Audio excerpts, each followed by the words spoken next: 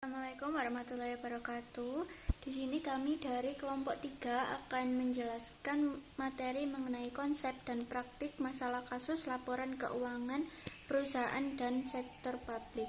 Nah, sebelum itu izinkan saya memperkenalkan anggota kelompok kami. Yang pertama ada Enrico Surya dengan akhiran NPM 096, lalu ada Rian Aldafa dengan akhiran NPM 131, kemudian ada Muhammad Zulkifli dengan akhiran NPM 138, lalu ada Argia Aril Firdaus dengan akhiran NPM 146, Revalia Putri dengan akhiran NPM 295, Nazwa Livia dengan akhiran NPM 336, Jazira Berlin dengan akhiran NPM 343, Anissa Dwi dengan akhiran NPM 352, serta Eriska Putri Fitratul Ilma dengan akhiran NPM 353. Yang pertama di sini saya akan menjelaskan mengenai corporate governance dan OECD Principles of Corporate Governance. Nah, corporate governance sendiri itu merupakan sistem yang digunakan untuk mengarahkan dan mengendalikan organisasi agar berjalan secara transparan, akuntabel, dan bertanggung jawab. Tujuan utamanya adalah meningkatkan akuntabilitas organisasi, mendukung kinerja yang lebih efisien dan efektif, serta mendorong perilaku etis dalam perusahaan. Selain itu, corporate governance juga bertujuan melindungi manajemen dan karyawan dalam menjalankan tugas serta meningkatkan kepercayaan stakeholder terhadap perusahaan. Nah, dalam penerapannya sendiri terdapat beberapa komite yang membantu Dewan dalam melakukan pengawasan perusahaan. Yang pertama ada Risk Management Committee, bertugas mengelola dan memantau risiko perusahaan. Lalu ada Audit Committee, bertugas mengawasi proses audit dan laporan keuangan. Selanjutnya ada Disclosure Committee, memastikan transparansi informasi kepada publik. Dan Nominations Committee, berperan dalam proses pemilihan atau penunjukan manajemen. Sedangkan untuk Remuneration Committee mengatur kebijakan terkait kompensasi dan penghargaan bagi manajemen. Selanjutnya, OECD juga menetapkan beberapa prinsip corporate governance. Effective Corporate Governance Framework menekankan pentingnya kerangka tata kelola yang jelas dan efektif. Rights and Equitable Treatment of Shareholders, memastikan hak pemegang saham dilindungi secara adil. Lalu selanjutnya ada Institutional Investors, Stock Market and Intermediaries, berkaitan dengan peran investor dan pasar modal dalam mendukung tata kelola perusahaan. Selanjutnya ada Role of Stakeholders, menekankan pentingnya peran stakeholders dalam perusahaan. Dan Disclosure and Transparency, menuntut keterbukaan informasi perusahaan. Serta yang terakhir ada Responsibilities of the Board, menekankan tanggung jawab Dewan dalam memberikan arahan strategis dan mengawasi manajemen. Baik, selanjutnya kita akan membahas terkait dengan future direction of corporate governance atau arah masa depan dari tata kelola perusahaan itu sendiri. Seperti yang kita ketahui bahwa tata kelola perusahaan atau corporate governance itu bukanlah sesuatu yang statis, namun dinamis. Karena ia terus berkembang mengikuti dinamika bisnis dan tuntutan zaman. Nah, pertama, mari kita lihat tinjauan berkala yang berkelanjutan. Nah, di sini untuk kita ketahui saja bahwa sejak tahun 1992 itu kode FRC atau Financial Reporting Council itu telah diperbarui secara konsisten. Jadi diperbarui setiap 2 hingga 3 tahun sekali. Nah, hal itu menunjukkan bahwa adanya komitmen di sini sejak pada tahun itu ya untuk menyempurnakan standar tata kelola sesuai dengan perkembangan praktik bisnis terbaiknya. Lalu yang kedua, pada tahun 2018, di sini pemerintah di Inggris mengusulkan ada 8 reformasi penting yang kalau kita rangkum mencakup 3 area utama, yaitu yang pertama adalah pembayaran kompensasi, yaitu di area pembayarannya. Lalu area kedua adalah di mana suara karyawan dan pemangku kepentingan itu dipastikan didengar dengan keberadaan mereka ketika berpartisipasi dalam proses pengambilan keputusan, dan juga yang ketiga adalah tata kelola untuk perusahaan swasta besar.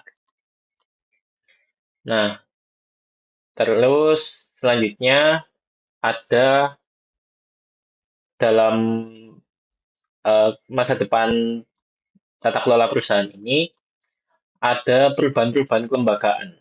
Awalnya kita perlu ketahui bahwa ada usulan dari penggantian untuk FRC itu diganti dengan badan statutory yang langsung bertanggung jawab kepada parlemen. Namun pada akhirnya solusi yang diambil adalah untuk memperkuat koordinasi FRC-nya dengan Financial Conduct Authority dan juga Insolvency Service dengan tujuan supaya mereka itu dapat menggunakan kewenangan yang ada secara lebih efektif, terkhusus untuk memberikan sanksi kepada direktur yang melanggar dan memastikan integritas pelaporan tata kelola perusahaan. Nah, penting juga untuk kita ketahui, di sini juga ada intervensi pemerintah, yaitu pemerintahnya tetap mempertahankan hak untuk terlibat lebih jauh jika tindakan yang ada itu dirasa belum cukup efektif. Hal itu menunjukkan bahwa corporate governance atau tata kelola perusahaan itu adalah area yang sangat dinamis, cukup berubah, dan terus beradaptasi dengan kebutuhan regulasi dan ekspektasi masyarakat yang ada. Nah, selanjutnya kita akan membahas terkait dengan LSE Corporate Governance atau London Stock Exchange Corporate Governance. Nah, di sini kita bisa lihat di bagian atas diagram.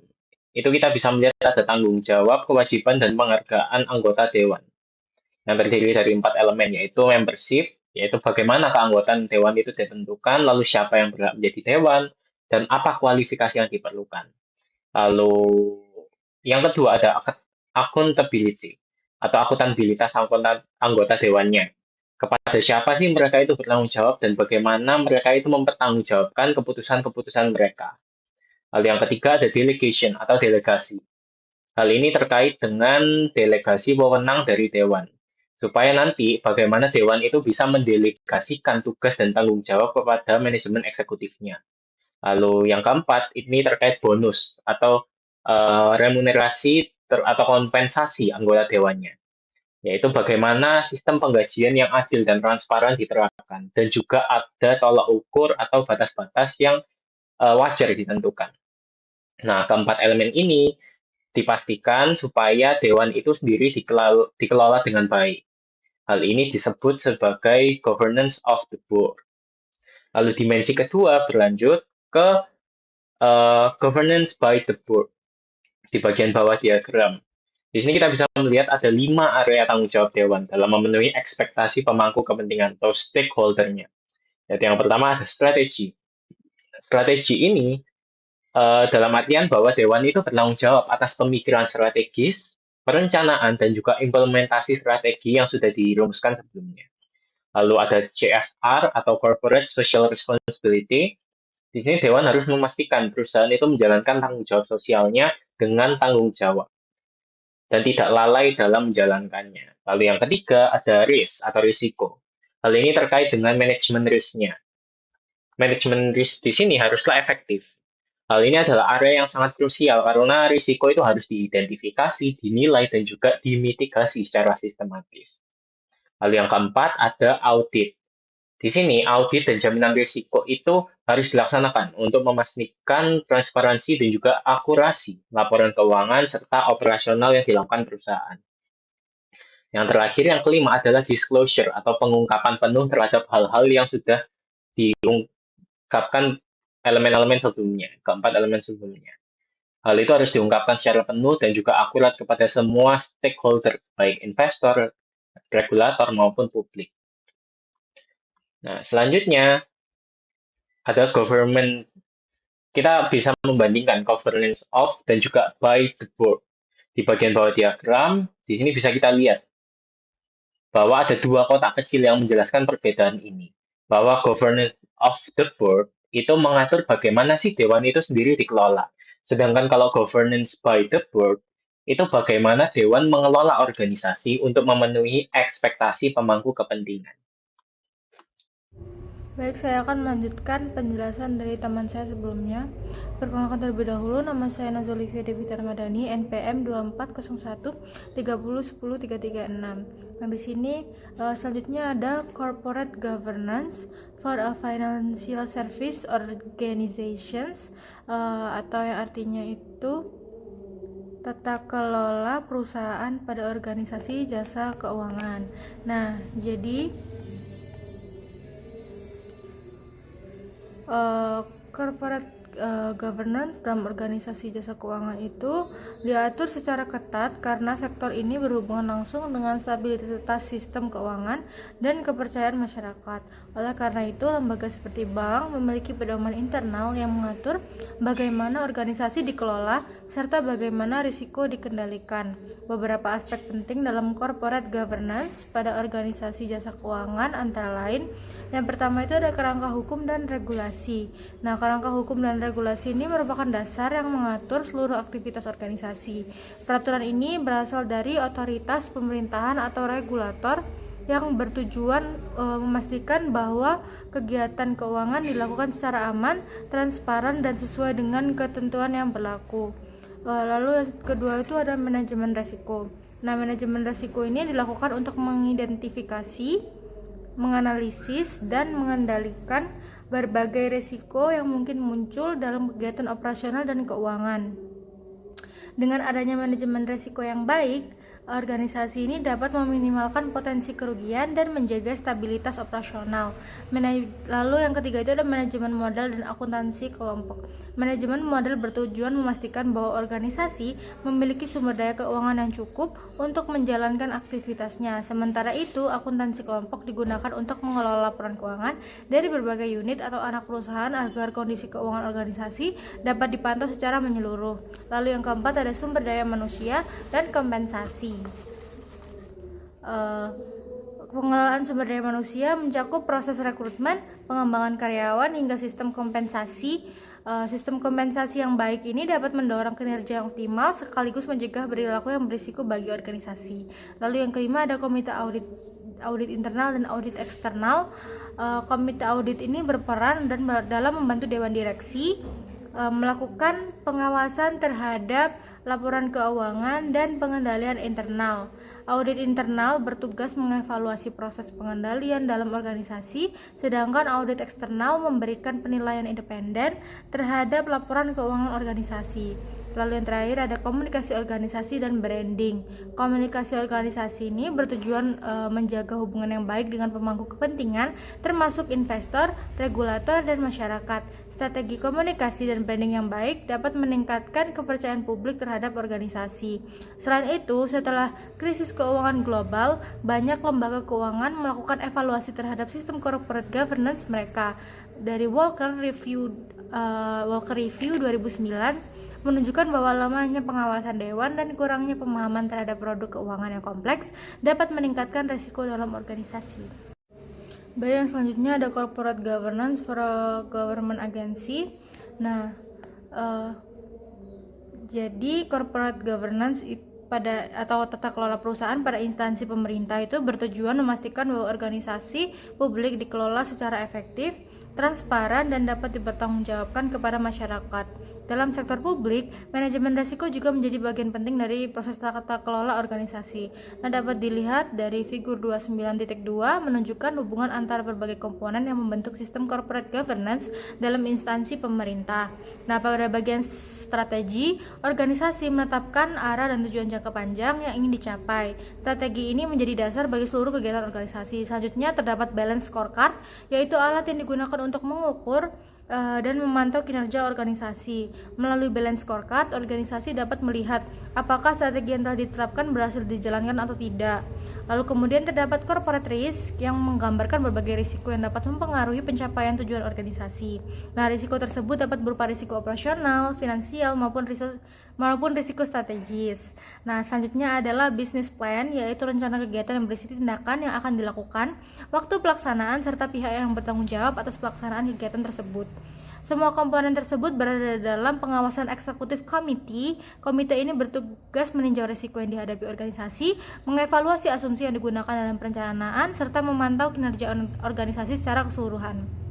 Nah, melalui hubungan antara komponen-komponen tersebut, organisasi pemerintah dapat mengelola risiko pada berbagai tingkat, yaitu risiko strategis, risiko taktis, dan risiko operasional, sehingga tujuan organisasi itu dapat tercapai secara lebih efektif. Baik, yang selanjutnya itu ada Nolan Principles of Public Life. Nah, jadi dalam tata kelola sektor publik, perilaku pejabat publik itu harus didasarkan pada prinsip-prinsip etika yang dikenal sebagai Nolan Principles of Public Life.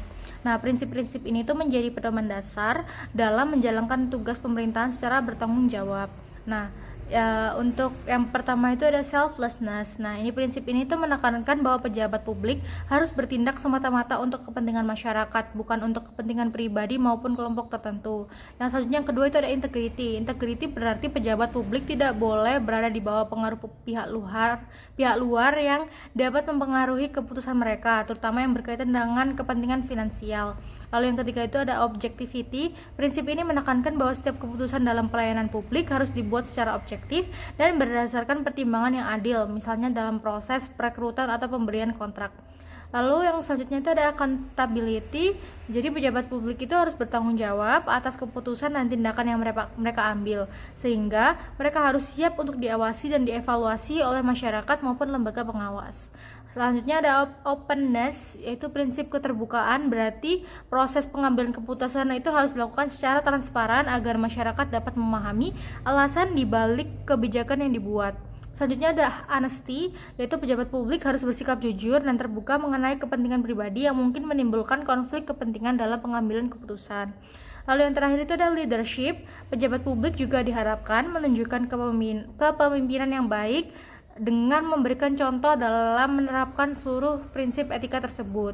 Selain prinsip tersebut, di Orange Book tahun 2020 juga menegaskan bahwa manajemen risiko merupakan bagian penting dari governance dalam sektor publik. Artinya, setiap organisasi pemerintahan harus mampu mengidentifikasi, mengelola, dan memantau risiko agar kegiatan organisasi dapat berjalan secara efektif dan bertanggung jawab. Selanjutnya akan dijelaskan oleh teman saya. Baik, saya akan menjelaskan mengenai evaluasi kinerja Dewan dalam konteks tata kelola perusahaan dan manajemen risiko. Yang pertama kita perlu pahami bahwa Dewan itu memiliki peran yang sangat penting, yaitu menetapkan strategi dan memastikan tata kelola organisasi itu berjalan dengan baik. Kemudian dalam praktiknya ada dua jenis struktur Dewan. Yang pertama adalah unitary board, yang dimana Dewan Eksekutif dan Non-Eksekutif itu menjadi satu.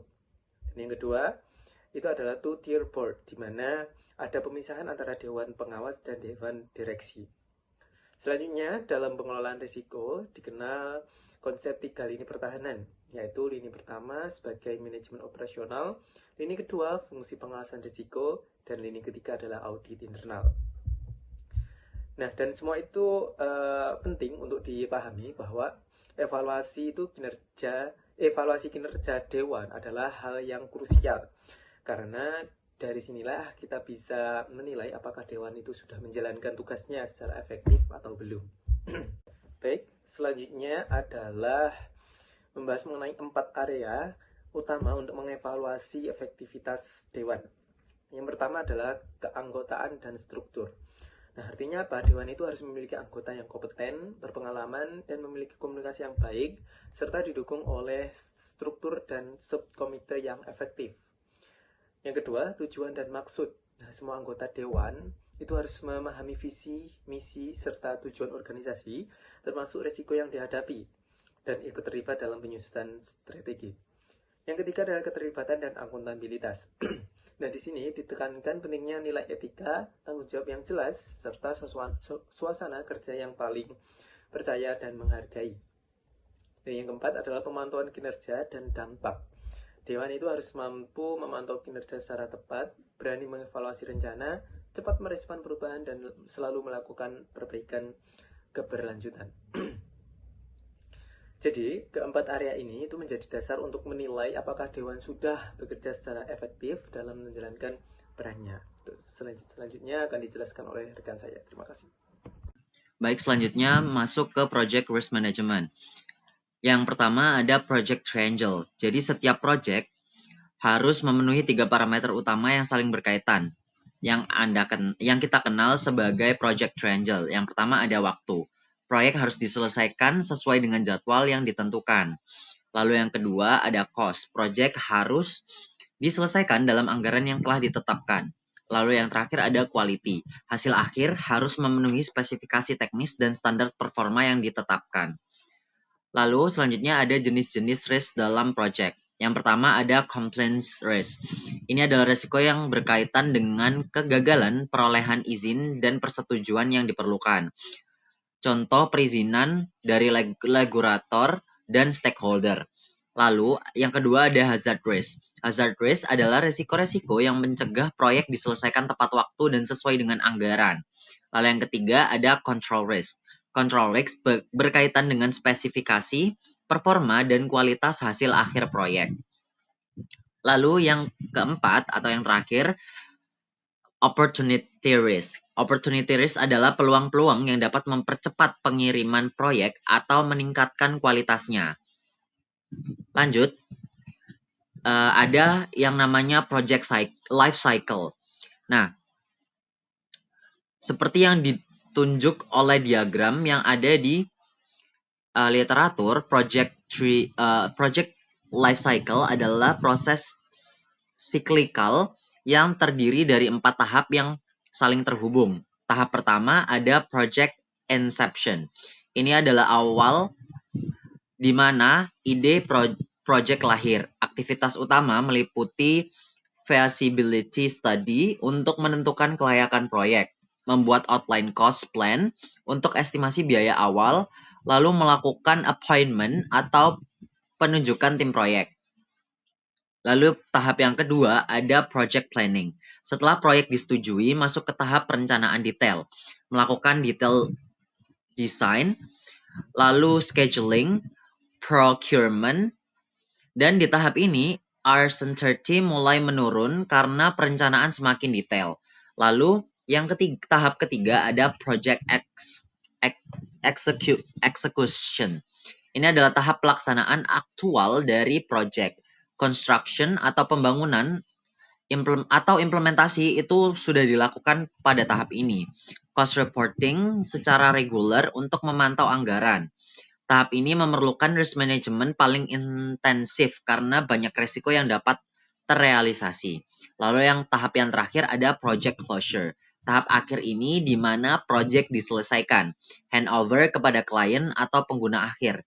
Project review untuk mengevaluasi apakah project itu berjalan dengan baik atau perlu diperbaiki. Nah, seperti yang sudah dijelaskan dalam literatur, setiap tahap dalam project life cycle memiliki resiko dan uncertainty yang signifikan. Uncertainty yang embedded meliputi isu-isu seperti mendefinisikan proyek secara presisi, menyetujui timescale dan budget, serta mengonfirmasi performance atau spesifikasi. Lalu selanjutnya ada PRAM model atau Project Risk Management, Project Risk Analysis dan Management. PRAM adalah pendekatan sistematis yang dikembangkan oleh Association for Project Management di pertengahan tahun 1990-an untuk mengelola resiko proyek. Karakteristik utama PRAM yaitu berbeda dengan pendekatan aktuarial yang mengandalkan data historis. PRAM dirancang khusus untuk proyek karena satu alasan fundamental, tidak ada 2 proyek yang sama. Setiap proyek memiliki keunikan tersendiri, sehingga pendekatan yang sistematis lebih tepat daripada pendekatan intuitif. Lalu PRAM juga bersifat forward-looking, artinya fokus pada antisipasi masalah sebelum terjadi, bukan hanya bereaksi terhadap masalah yang sudah terjadi. Lalu pada PRAM model itu terdapat 5 tahapan implementasi yang optimal. Yang pertama ada feasibility stage. Pada tahap ini, proyek masih sangat fleksibel. Perubahan untuk mengurangi resiko dapat dilakukan dengan biaya yang relatif rendah. Ini adalah waktu terbaik untuk risk assessment. Lalu yang kedua ada sanction stage. Nah, pada stage ini, klien dapat melihat exposure resiko yang berkaitan dengan project. Memverifikasi bahwa semua langkah untuk mengurangi atau mengelola resiko yang telah diambil. Nah, pada tahap ini juga kita dapat memutuskan go or no go yang dibuat berdasarkan evaluasi resiko. Lalu tahapan yang ketiga ada tendering stage. Nah, pada tahap ini kontraktor memastikan semua resiko telah diidentifikasi, menetapkan risk contingency atau batas exposure resiko. Lalu penting untuk pricing dan proposal yang akurat. Nah, selanjutnya ada tahap post-tender stage. Nah, pada tahap ini, klien memastikan kontraktor telah mengidentifikasi semua resiko, menilai kemungkinan program dapat diselesaikan sesuai dengan rencana, dan verifikasi final sebelum eksekusi. Lalu, tahap yang terakhir ada during implementation. Risk management berkelanjutan selama pelaksanaan. Likelihood menyelesaikan proyek sesuai biaya dan waktu meningkat jika semua resiko diidentifikasi dan dikelola dengan benar. Selanjutnya, kita akan membahas terkait supply chain risk management. Nah, menurut ISO 28000 tahun 2007, supply chains diidentifikasikan sebagai serangkaian proses dan sumber daya yang saling terhubung, mulai dari pengadaan bahan baku hingga pengiriman produk dan jasa ke pengguna akhir. Supply chains mencakup berbagai pihak.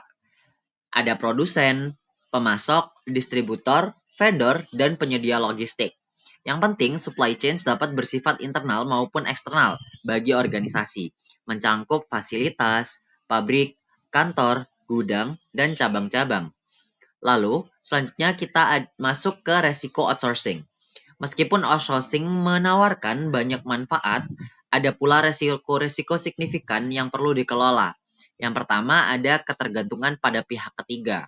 Organisasi dapat kehilangan kontrol langsung atas operasi yang di-outsourcing, meningkatkan dependensi pada third-party supplier. Lalu, organisasi juga tidak dapat fokus pada resikonya sendiri, tetapi juga harus melihat resiko yang terkait dengan link lain dalam supply chains. Lalu yang kedua ada potensi kualitas di luar spesifikasi. Nah, resiko ini ada resiko bahwa komponen atau layanan tidak memenuhi standar teknis, kualitas yang tidak dapat diterima dapat merusak produk akhir. Lalu ketiga ada keterlambatan pengiriman. Loss of control dapat menyebabkan keterlambatan delivery. Dengan sistem just-in-time delivery, single supplier arrangement dapat meningkatkan risiko business interruption. Lalu yang keempat ada risiko reputasi dan perilaku tidak etis supplier. Jika supplier terlibat dalam praktik tidak etis, reputasi organisasi utama ikut tercemar. Corporate social responsibility issue meningkat seiring dengan penggunaan manufacturing facilities overseas. Lalu yang kelima, ada biaya mungkin meningkat setelah kehilangan kapabilitas internal. Cost reduction mungkin tidak sustainable setelah organisasi kehilangan kemampuan produksi sendiri. Setelah organisasi kehilangan expertise internal, supplier dapat meningkatkan harga. Yang penting, outsourcing atau transferring manufacture of component tidak sepenuhnya mentransfer resiko yang terkait dengan aktivitas tersebut. Kontrak yang baik perlu dikembangkan yang memberikan clarity tentang alokasi resiko. Lalu selanjutnya ada keuntungan outsourcing. Nah, tentu outsourcing juga menawarkan banyak sekali keuntungan jika dikelola dengan baik. Yang pertama, fokus pada kompetensi inti. Organisasi dapat berkonsentrasi pada core kompetensi mereka. Pengurangan biaya operasional, reduce cost of manufacturing and logistic service. Lalu akses ke keahlian spesialis, mendapatkan expertise untuk perusahaan yang spesialisasi. Lalu ada fleksibilitas dan layanan yang lebih luas. Selanjutnya ada meningkatkan kualitas layanan dan penggunaan investasi modal. Oke, pada kesempatan kali ini saya akan menjelaskan terkait dengan scope of internal audit yang memiliki definisi merupakan sebuah aktivitas independen dan juga objektif yang bertujuan memberikan assurance atau jaminan dan konsultasi untuk meningkatkan nilai organisasi. Nah, untuk ruang lingkupnya audit internal itu sendiri, terdapat beberapa macam dan mencakup. Yang pertama adalah audit keuangan, yaitu menilai kendala terkait dengan laporan keuangan perusahaan. Yang kedua adalah audit operasional, yaitu terkait dengan evaluasi efisiensi dan juga efektivitas terkait dengan proses bisnis perusahaan. Yang ketiga adalah audit kepatuhan. Di sini yaitu memastikan terkait dengan SDM organisasi tersebut patuh terhadap regulasi dan juga kebijakan yang telah ditetapkan. Yang keempat yaitu audit sistem informasi, yaitu menilai keamanan dan juga keandalan terkait dengan sistem IT perusahaan. Dan yang terakhir adalah manajemen risiko, terkait mengidentifikasi dan juga mengevaluasi risiko organisasi. Selanjutnya terkait dengan role of internal audit. Di sini merupakan peran terkait dengan audit internal. Terdapat 3 peran terkait dengan role of internal audit ini. Yang pertama adalah peran utama dibagi atas 2 jenis. Yang pertama adalah assurance atau penjaminan, di mana memberikan keyakinan bahwa pengendalian berjalan dengan efektif, risiko dikelola dengan baik, dan juga tata kelola organisasi berjalan sesuai dengan prosedur. Yang kedua yaitu consulting atau konsultasi, terkait dengan memberikan saran perbaikan kepada pihak manajemen dan juga membantu meningkatkan terkait dengan proses bisnis.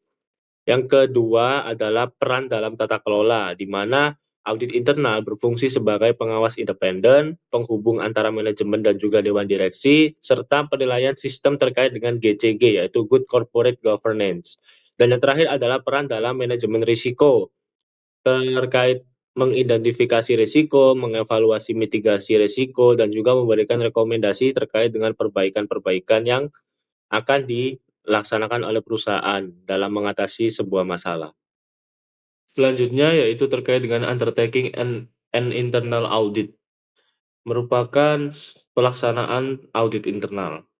Nah, di sini memiliki beberapa tahapan. Yang pertama adalah perencanaan audit, di mana audit internal menentukan tujuan audit, mengidentifikasi area risiko tinggi, dan juga menyusun program audit. Yang kedua adalah pelaksanaan audit, di mana audit internal mengumpulkan bukti, bisa berupa dalam observasi, wawancara, maupun dokumen dari perusahaan itu sendiri, dan juga menguji sistem pengendalian internal perusahaan. Yang ketiga adalah evaluasi dan juga analisis, di mana audit internal nantinya akan membandingkan terkait dengan kondisi aktual dengan standar dan juga mengidentifikasi temuan-temuan yang terdapat pada perusahaan. Dan yang keempat adalah pelaporan, yaitu menyusun laporan audit dan juga menyampaikan temuan dan juga rekomendasi. Dan yang terakhir yaitu tindak lanjut, di mana audit internal memastikan rekomendasi itu telah dilaksanakan oleh perusahaan dan juga monitoring terkait dengan perbaikan. Untuk next slide akan dijelaskan oleh rekan saya. Terima kasih. Di sini saya akan melanjutkan penjelasan rekan saya sebelumnya. Perkenalkan, nama saya Anissa Dukniawati dengan akhiran MPM 352. Di sini saya akan membahas tentang risk management dan internal audit. Risk management atau manajemen risiko merupakan proses yang dilakukan oleh organisasi untuk mengidentifikasi, menilai, dan mengelola risiko yang akan mungkin terjadi di masa depan. Tujuan dari proses ini adalah agar risiko dapat dikendalikan sehingga tidak menghambat perusahaan dalam mencapai tujuannya. Melalui manajemen risiko yang baik, organisasi dapat mengantisipasi potensi masalah serta meminimalkan dampak kerugian yang mungkin timbul. Sementara itu, internal audit adalah fungsi dalam organisasi yang bertugas mengevaluasi dan menilai apakah sistem pengendalian internal dan manajemen risiko itu berjalan secara efektif. Internal audit juga memberikan rekomendasi perbaikan apabila ditemukan kelemahan atau ketidaksesuaian dalam pelaksanaannya.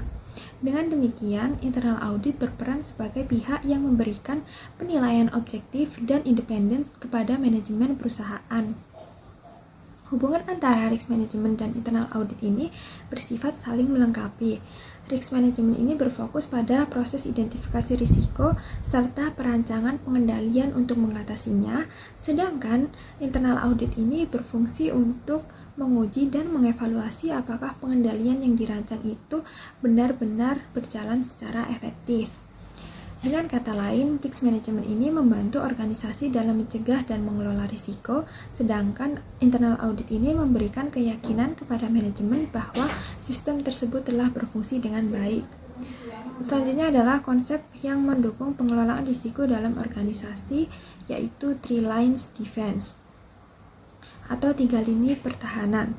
Nah, lini pertama atau first line of defense adalah manajemen atau unit operasional. Manajemen ini itu bertanggung jawab langsung dalam mengidentifikasi, mengelola, dan mengendalikan risiko dalam aktivitas operasional sehari-hari. Kemudian lini kedua adalah manajemen risiko, yaitu memiliki fungsi pengawasan melalui penyusunan kebijakan, pedoman, serta pemantauan terhadap pengelolaan risiko. Kemudian lini ketiga adalah internal audit, yaitu bertugas untuk memberikan penilaian independen atas efektivitas manajemen risiko dan sistem pengendalian internal organisasi. Dalam penerapannya, manajemen memiliki tanggung jawab utama dalam pengelolaan risiko. Tanggung jawab tersebut meliputi mengidentifikasi dan menilai risiko yang dihadapi organisasi, merancang serta menerapkan pengendalian internal untuk mengurangi kemungkinan terjadinya risiko, memastikan risiko tetap berada pada risk appetite, dan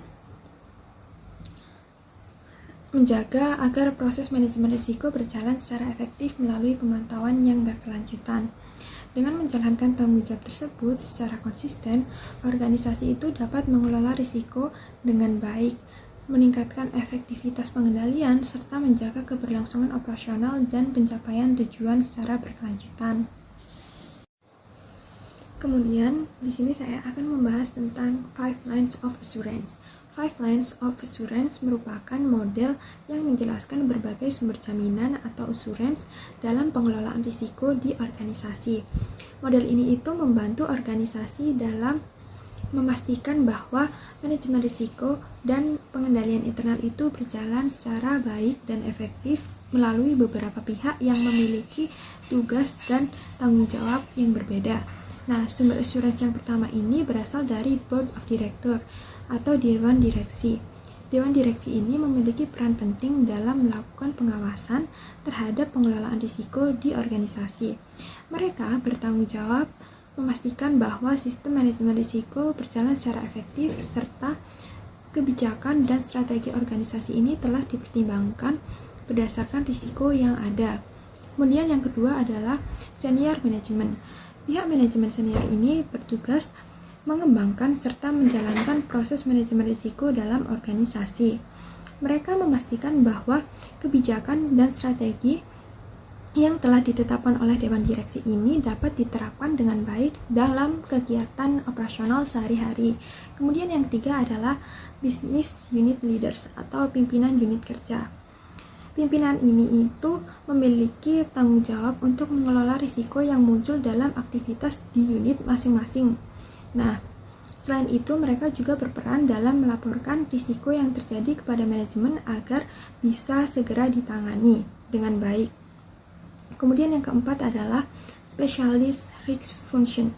Fungsi ini itu merupakan unit atau bagian khusus yang memiliki keahlian tertentu dalam pengelolaan risiko, seperti fungsi keamanan, hukum, kepatuhan, maupun keuangan. Peran mereka adalah membantu organisasi dalam menangani risiko yang lebih spesifik, serta memberikan dukungan profesional dalam pengendalian risiko tersebut. Kemudian yang terakhir, yang kelima adalah internal audit. Internal audit ini berperan memberikan penilaian yang independen kepada Dewan Direksi mengenai efektivitas manajemen risiko dan sistem pengendalian internal yang telah diterapkan di organisasi tersebut. Nah, melalui penilaian ini, organisasi dapat mengetahui apakah sistem yang dijalankan itu sudah baik atau belum. Jika belum, maka diperlukan perbaikan sistem pengendalian internalnya.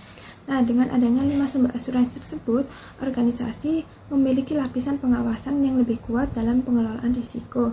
Hal ini itu membantu organisasi untuk meningkatkan kemampuannya dalam mencapai tujuan perusahaan.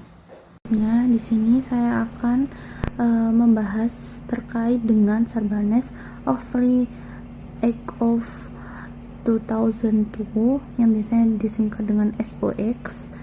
Nah, SOX sendiri itu adalah undang-undang yang dibuat di Amerika Serikat setelah terjadinya berbagai skandal perusahaan yang berkaitan dengan manipulasi laporan keuangan. Jadi pada saat itu, beberapa perusahaan itu diketahui memberikan laporan keuangannya yang tidak sesuai dengan kondisi sebenarnya. Jadi informasi yang diterima investor itu menjadi menyesatkan atau tidak benar. Dan karena masalah tersebut, pemerintah Amerika Serikat membuat undang-undang ini untuk memastikan bahwa informasi yang dilaporkan oleh perusahaan kepada publik itu benar, akurat, dan dapat dipercaya. Selain itu juga, SOX itu bertujuan untuk meningkatkan transparansi dan akuntabilitas perusahaan, terutama dalam proses pelaporan keuangan. Nah, dalam penerapannya sendiri, SOX itu mengharuskan perusahaan memiliki sistem pengendalian internal yang kuat agar risiko kesalahan atau manipulasi laporan keuangan dapat dicegah. Jadi di sini ada dua bagian penting dalam aturan ini. Yang pertama adalah Section 302. Pada bagian ini dijelaskan bahwa semua data dan informasi yang dihasilkan oleh perusahaan harus divalidasi terlebih dahulu sebelum dipublikasikan, sehingga perusahaan itu harus memastikan bahwa setiap informasi yang disampaikan kepada publik itu benar-benar akurat. Yang kedua adalah Section 404. Pada bagian ini, perusahaan diwajibkan untuk melakukan evaluasi terhadap sistem pengendalian internal dalam pelaporan keuangannya. Jadi tujuannya sendiri itu untuk mengidentifikasi kemungkinan kelemahan dalam sistem pelaporan keuangan yang dapat menyebabkan kesalahan atau penyajian laporan yang tidak sesuai. Nah, selain itu juga laporan keuangan perusahaan juga harus diperiksa oleh auditor eksternal yang akan memberikan penilaian independen mengenai apakah laporan keuangan tersebut sudah disusun dengan benar atau belum. Nah, untuk membantu proses evaluasi ini, perusahaan biasanya menggunakan framework seperti COSO, Internal Control Framework, yang digunakan untuk menilai pengendalian internal dan risiko dalam pelaporan keuangan. Jadi, peraturan SOX itu tidak hanya berlaku bagi perusahaan yang berada di Amerika Serikat saja, tetapi aturan ini juga dapat berlaku bagi perusahaan dari negara lain jika perusahaan tersebut terdaftar di Bursa Saham Amerika Serikat atau merupakan anak perusahaan dari perusahaan Amerika Serikat. Nah, karena cakupan aturan ini itu cukup luas, banyak perusahaan juga membentuk disclosure committee, yaitu komite khusus yang bertugas memvalidasi semua informasi yang akan dipublikasikan oleh perusahaan. Namun dalam praktiknya sendiri, penerapan SOX itu sering dianggap mahal dan memakan waktu. Jadi karena perusahaan harus melakukan banyak sekali proses evaluasi dan audit untuk memastikan semuanya persyaratannya tersebut dapat terpenuhi. Nah, meskipun begitu, banyak pihak yang menilai bahwa SOX itu berhasil meningkatkan kepercayaan investor terhadap perusahaan karena laporan keuangan menjadi lebih transparan dan dapat dipertanggungjawabkan. Kita akan membahas terkait dengan laporan risiko perusahaan di Amerika Serikat atau Risk Reporting by US Companies. Jadi perusahaan yang terdapat di Bursa Saham Amerika diwajibkan untuk memberikan laporan mengenai berbagai faktor risiko yang dapat mempengaruhi bisnis mereka di masa depan. Nah, laporan ini biasanya dimuat dalam komentar resmi perusahaan seperti Form 10-K atau Form 20-V.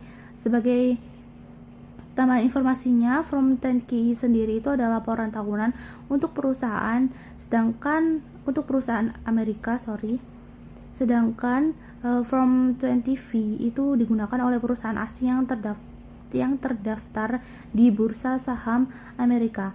Nah, dokumen ini disampaikan kepada regulator pasar modal Amerika, yaitu US Securities and Exchange Commission atau SEC.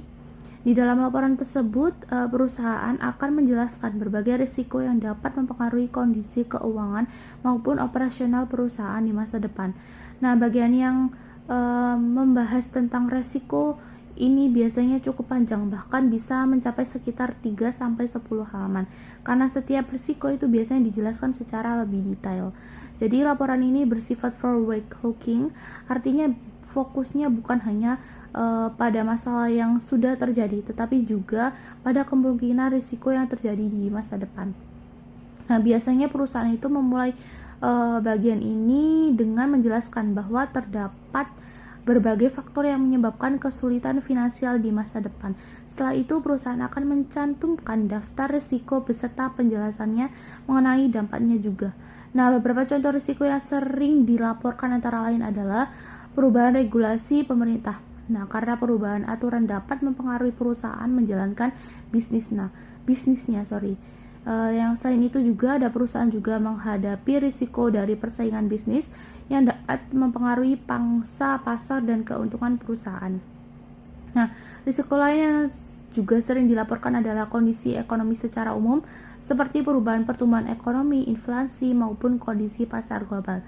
Lalu perusahaan juga dapat menghadapi risiko yang berkaitan dengan perubahan nilai tukar mata uang dan suku bunga yang dapat mempengaruhi biaya maupun pendapatan perusahaan. Selain faktor ekonomi sendiri, perusahaan juga melaporkan risiko operasional seperti gangguan pada fasilitas atau kegiatan operasional perusahaan. Nah, dalam era digital saat ini, perusahaan juga menghadapi risiko serangan siber seperti malware, ransomware, atau gangguan pada infrastruktur teknologi. Nah, selain itu juga terdapat juga risiko lain seperti perubahan permintaan pangan, perkembangan teknologi baru, perubahan hukum pajak, serta perubahan peraturan lingkungan. Nah, dengan adanya laporan faktor risiko ini, perusahaan itu dapat memberikan informasi yang lebih transparan kepada investor mengenai berbagai risiko yang dapat mempengaruhi kinerja perusahaan di masa depan. Hal ini juga membantu investor untuk memahami kondisi bisnis perusahaan secara lebih menyeluruh sehingga mereka dapat membuat keputusan investasi yang lebih tepat. Baik, untuk selanjutnya saya akan melanjutkan penjelasan dari teman saya, yaitu mengenai Characteristics Risk Reporting, yang mana pada slide ini itu membahas mengenai tentang pelaporan risiko pada organisasi amal. Nah, pada pelaporan risiko ini tuh penting untuk memastikan bahwa organisasi mengelola risiko secara bertanggung jawab dan transparan. Nah, dalam pelaporan tersebut biasanya dijelaskan bagaimana risiko diidentifikasi, dinilai, dan dikendalikan sesuai dengan ukuran dan kompleksitas organisasi. Nah, selain itu, laporan risiko juga biasanya memuat beberapa hal utama seperti tanggung jawab pengurus terhadap pengelolaan risiko, proses identifikasi dan penilaian risiko, lalu peninjauan terhadap risiko utama yang dihadapi oleh organisasi, serta penjelasan mengenai sistem pengendalian yang telah diterapkan. Selanjutnya membahas mengenai public sector risk reporting, yaitu pelaporan risiko pada sektor publik atau pemerintahan. Nah, pada pelaporan risiko ini tuh menjadi bahan penting dalam tata kelola pemerintahan yang baik karena pemerintah itu perlu menjelaskan bagaimana mereka mengelola risiko yang berkaitan dengan kebijakan dan pelayanan kepada masyarakat. Nah, dalam sektor publik, pelaporan risiko biasanya didasarkan pada beberapa prinsip utama. Yang pertama, keterbukaan dan transparansi atau openness and transparency, yaitu mengenai yang artinya pemerintah itu harus terbuka kepada masyarakat mengenai risiko yang ada serta bagaimana cara pemerintah menanganinya. Yang kedua, itu keterlibatan pihak terkait atau involvement, yang artinya dalam pengelolaan risiko, pemerintah itu tidak bekerja sendiri, tetapi melibatkan berbagai pihak yang berkepentingan. Lalu yang ketiga, tindakan yang proporsional terhadap risiko atau proportionality, yang artinya itu tindakan yang diambil itu harus sebanding dengan tingkat risiko yang dihadapi, sehingga penanganannya itu tidak berlebihan tetapi juga tidak terlalu kecil. Untuk yang keempat, di sini berdasarkan bukti yang relevan atau evidence, yang artinya setiap keputusan terkait risiko itu harus didasarkan pada data dan bukti yang relevan agar keputusan diambil lebih tepat. Lalu untuk yang terakhir, responsibility atau penetapan tanggung jawab yang jelas, yaitu adanya penetapan tanggung jawab yang jelas mengenai siapa yang bertugas mengelola dan siapa yang mengendalikan risiko tersebut. Nah, untuk slide yang terakhir di sini dijelaskan mengenai laporan pemerintah terkait keamanan nasional. Nah, saat ini tuh banyak pemerintah yang mulai lebih terbuka dalam melaporkan berbagai risiko yang dapat memengaruhi keamanan negara. Nah, contohnya di sini ada National Risk Register yang diterbitkan oleh pemerintah Inggris untuk mengidentifikasi berbagai ancaman terhadap keamanan nasional. Nah, selanjutnya jika dilihat pada gambar 35.1, gambar tersebut itu menunjukkan pemetaan berbagai ancaman berdasarkan tingkat kemungkinan terjadinya risiko dan besarnya dampak yang ditimbulkan. Nah, beberapa ancaman yang ditampilkan itu antara seperti pandemi penyakit manusia, serangan cyber, cuaca ekstrim, kecelakaan transportasi besar, serangan terhadap infrastruktur, serta penyakit hewan. Nah, dari ancaman-ancaman tersebut itu ditempatkan dalam zona risiko yang berbeda, mulai dari comfort zone, cautious zone, concern zone, hingga critical zone. Nah, sesuai dengan tingkat risiko yang dimilikinya. Sekian presentasi dari kelompok kami mengenai bab konsep dan praktik masalah kasus laporan keuangan perusahaan dan sektor publik. Bila ada salah kata mohon dimaafkan. Wassalamualaikum warahmatullahi wabarakatuh.